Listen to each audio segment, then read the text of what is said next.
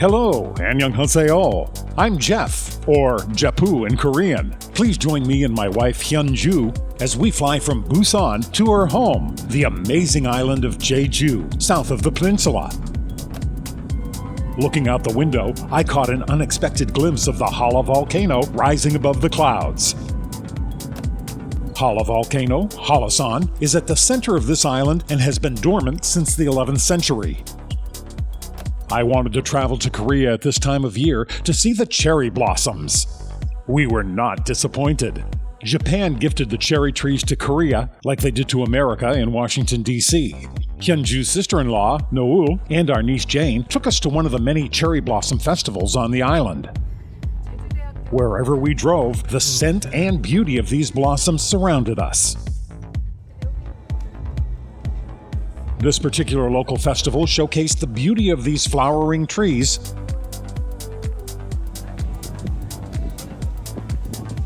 and of course merchants sold trinkets and a variety of foods.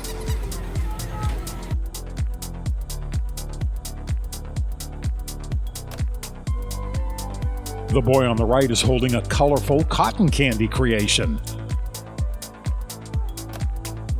In addition to concession tents, food trucks were in abundance.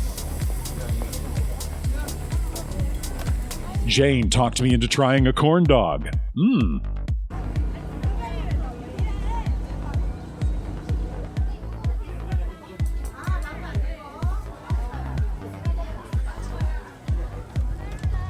There was entertainment throughout the day, including school groups. 감사합니다. The corn dog turned out to be an appetizer as we next headed to a popular noodle restaurant, Pongning and Noodles. Within minutes, we were slurping the delicious noodles.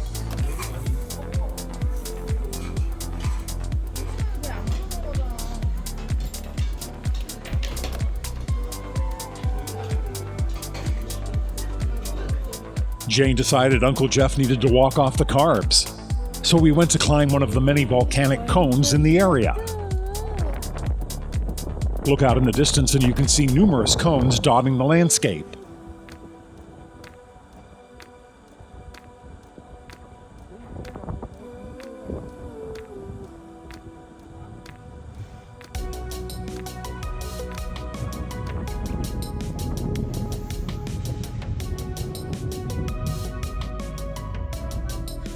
At the top of this cone, the crater is clearly visible, along with lava stones piled in memory of ancestors. I do not have the climbing stamina of Koreans, so I sat on this bench while the three girls climbed to the very top, and they actually made it back down. All this walking requires food for fuel. The restaurants here overflow with Korean delicacies. Here's a montage of some we enjoyed.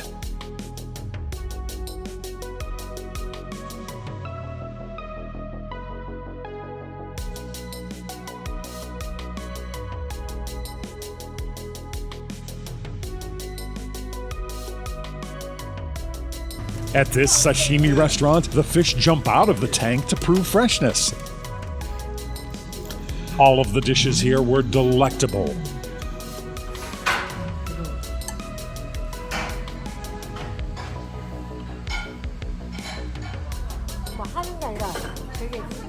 I've told you how much I love Korean barbecue, including pork or beef, but this may be a new favorite: lamb. And check out this automated rotisserie. Of course, there were lots of delectable side dishes. At another restaurant, we had conch and seaweed in a hearty broth.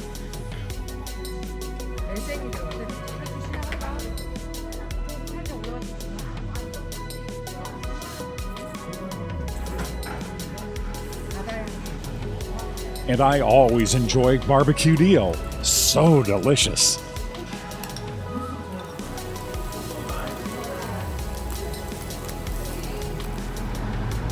Tiny little shops along the street never disappoint.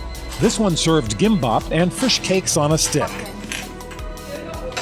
Here's shabu shabu, where you cook your vegetables and meats in a hearty broth.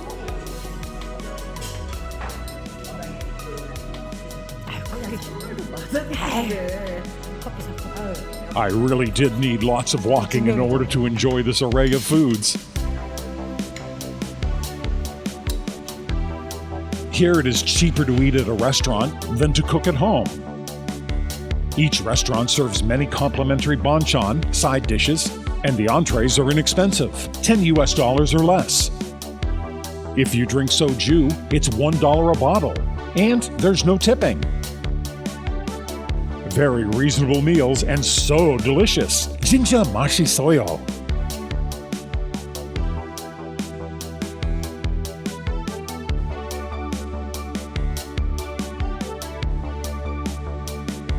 This is soju, Korea's national spirit. It is similar to vodka and distilled from sweet potatoes. My favorite soju, Jinro, is back. And here it's now sugar-free. I guess that means it's now healthier. Hunju's friends and family seldom drink alcohol. I was happy to find one exception, and that's Dr. Han. Whenever Jinro calls, he is happy to join me for drinks. Dr. Han, a veterinarian, and his wife Sung Mi are college friends of my wife. They always go out of their way to take me on sightseeing adventures when I visit. And of course, that is before the soju starts flowing. This time, Dr. Han drove us along the scenic coastal route of Jeju Island.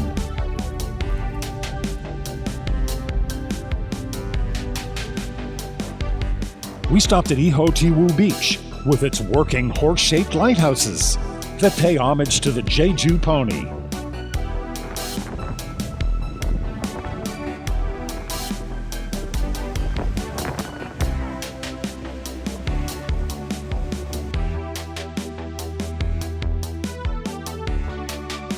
Even as adults, we love to frolic near the beach.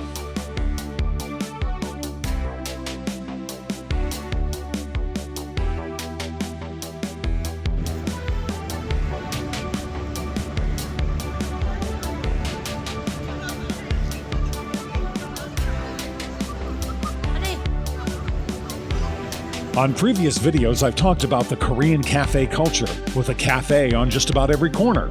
After a meal, Koreans leave the restaurant and head to a nearby cafe for coffee and dessert.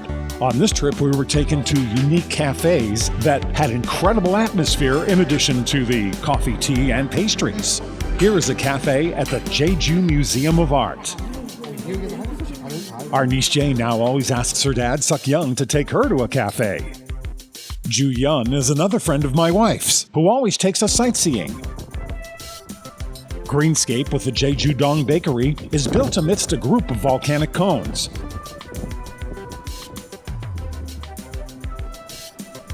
People drive for miles to visit this massive bakery and coffee shop. Check out these amazing delights.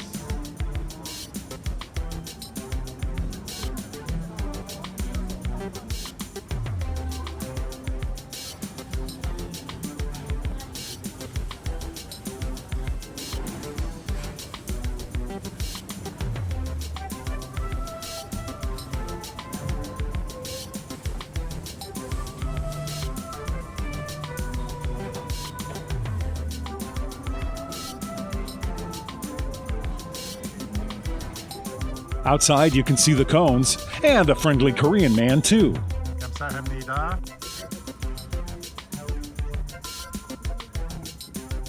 There's even a robot mower trimming the grass. Ju-yeon also took us to the Mystic 3 Cafe. It is Jeju's largest garden view cafe with a view of Hallasan. Located in front of Jeju Dokebi Road, a mysterious optical illusion there where downhills appear as uphills. Objects seem to roll uphill. Mystic 3 Cafe houses a large garden with a mystical atmosphere characteristic of the region, with green trees, colorful flowers, playful goblin statues, waterfalls, and various animals including rabbits and ponies. The signature menu item is jambon beurre, made with black pork raised in their own farm. Desserts such as cakes, cookies, and tarts, as well as drinks made with freshly picked hallabongs are available. Jeju is a major producer of the world's mandarin oranges and hallabongs, which are a cross between a Kayomi orange and a tangerine. This is the reason you see so many hallabong hats and accessories in gift shops. Being an island, Jeju offers a variety of ocean view cafes where you can enjoy the salty atmosphere and even watch surfers ride the waves. Here is Dal Hallabong, wearing a Hallabong hat as Dr. Han takes us to the other side of the island to Sanbangsan, a Trakitic lava dome 1,300 feet tall. First, we stopped at the Altteureu Airfield, which served as a Japanese airbase during World War II. There were 19 concrete hangars here, each size to hold a Zero fighter, protecting the planes and kamikaze pilots from air raids. With Sanbangsan in the background, you can still see the hangars across this farmland. These farmers are harvesting the giant radishes used in kimchi or as a pickled radish. Here is a different view of Hallasan, the Hallasan Volcano, with Sanbangsan to the left. Folklore relates that Dal Hallabong, the stone grandfather, was married to Solmundai Hallabong, the stone grandmother. It is said she lifted the top off of Hallasan Mountain and deposited it here on the southern coast as Sanbangsan. Entering the park, you will find the cheapest store, with traditional shoes and Hallabong hats.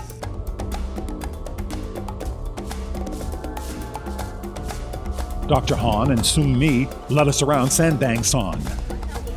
Haenyo, ladies of the sea, were not diving, but rather collecting from tide pools here.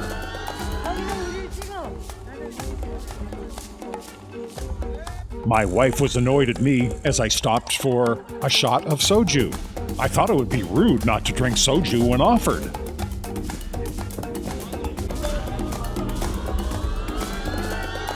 The walk around this rugged coast was very scenic. As you can see, Koreans love to hike. I am just thankful my friends did not want to scale to the top of this rock. Next, we continued on to the Yakunsa Budhist Temple. It is the largest temple in Asia. Originally a small hermitage named Yaksuam, it was named Yakunsa because of the famous mineral spring Yaksu nearby. It enshrines tombstones of two royal couples from the Joseon dynasty, King Mungjong and his consort, and King Yongqin and his consort.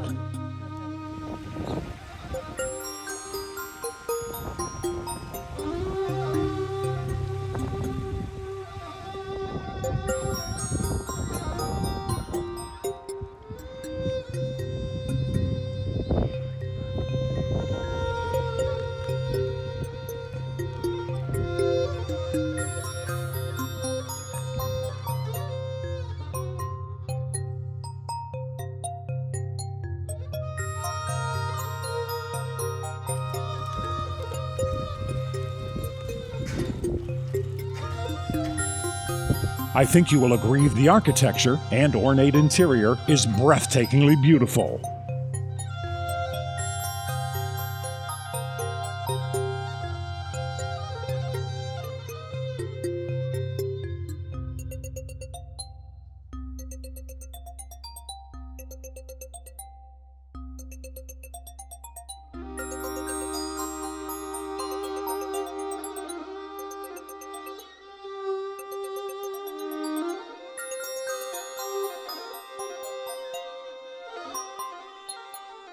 As in the past, I want to thank Hyunju's family and friends for sharing the beauty and amazing sights of Jeju Island with me. I hope they will visit the US so I can return the favor.